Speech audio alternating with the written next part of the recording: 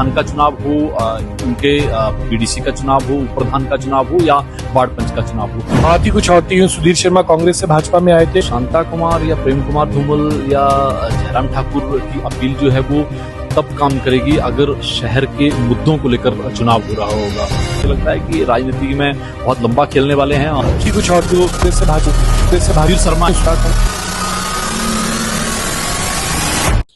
BJP is riding victory wave across the Himachal Corporation elections except one, and that one is Palampur, and this is the hometown of BJP's stalwart Shanta Kumar, who had recently made an appeal कि जीवन में वो आखिरी बार जो है वो एक बार BJP की जीत देख के जाना चाहते हैं, लेकिन उसके बावजूद भी सभी कॉर्पोरेशन जो रिजल्ट आए हैं, आज नतीजे आए हैं संडे को, उनमें सभी कॉर्पोरेशन में बीजेपी ने जीत दर्ज की है सिवाय पालमपुर के।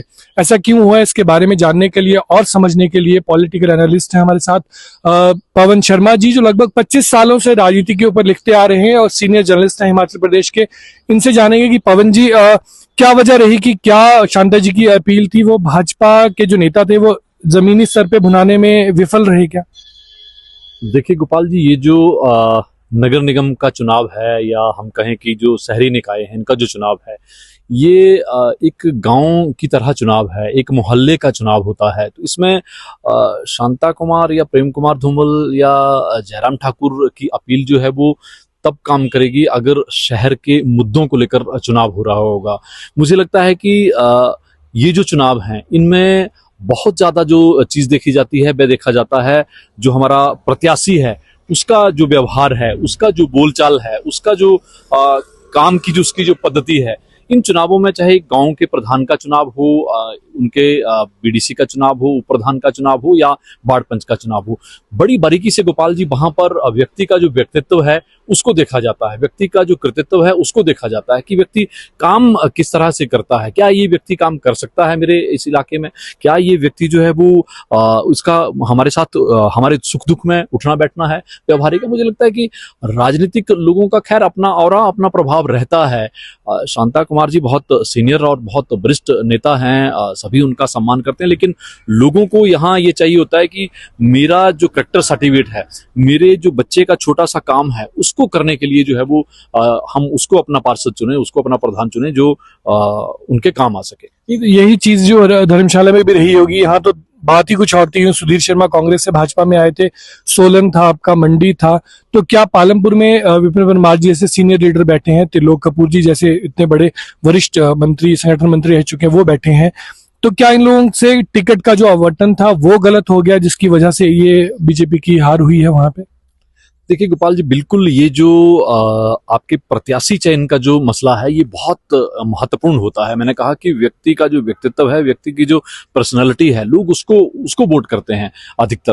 पार्टी जो बेस है, पार्टी लाइन पर भी मतदान होता है क्योंकि शहरी क्षेत्र है, बहुत सारे लोग जो है वो राजनीतिक दृष्टि से भी लोगों से जुड़े होते हैं, तो वो भी एक पार्ट है राजनीतिक दृष्टि से। राजनीतिक इसीलिए आज कह रहे थे हम लोग की जो सुधीर शर्मा है उनकी जो एक नीति है, जो चाणक्य नीति की तरह उन्होंने जैसे काम किया है, तो बड़ा उलट फिर धर्मशाला में हुआ है। धर्मशाला में भी कयास लगाए जा रहे थे कि कांग्रेस जो है वो चाहे 1-2 सीटें ही ज्यादा लेके जाए, लेकिन कांग्रेस ज्यादा ले जाएगी। अधिकतर जो जितने भी जो सरकारी एजेंसियां हैं जो काम कर रही थी उनकी रिपोर्ट्स में यही आ रहा था कि कांग्रेस जीतेगी। लेकिन जिला मुख्यालय अधिकारी थे, सारे बैठे थे और बागी बीच भाजपा के लड़ रहे थे, लेकिन पालमपुर में इतने बड़े लीडर बैठे हैं उसके बाद भी।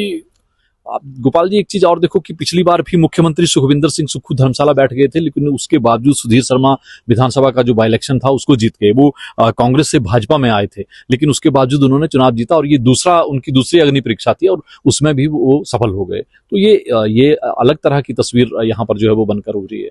तो इससे कहा जा सकता है कि हमें जो है ना ज्यादा मीडिया उसमें काम करता है ना कुछ करता है, लेकिन आपकी जो पॉलिटिकल स्ट्रेटेजी है वो ज्यादा काम करती है इलेक्शंस में, और आपको ट्रांसपेरेंट काम वोटर्स के साथ करना पड़ेगा, तभी आप जीत दर्ज कर सकते हैं। जी बिल्कुल गोपाल जी, ये सारी चीजें देखो, राजनीतिक ये जो चुनावी रणनीति है अगर हम उसकी बात करें तो उसमें हर पहलू जो है वो काम करता है।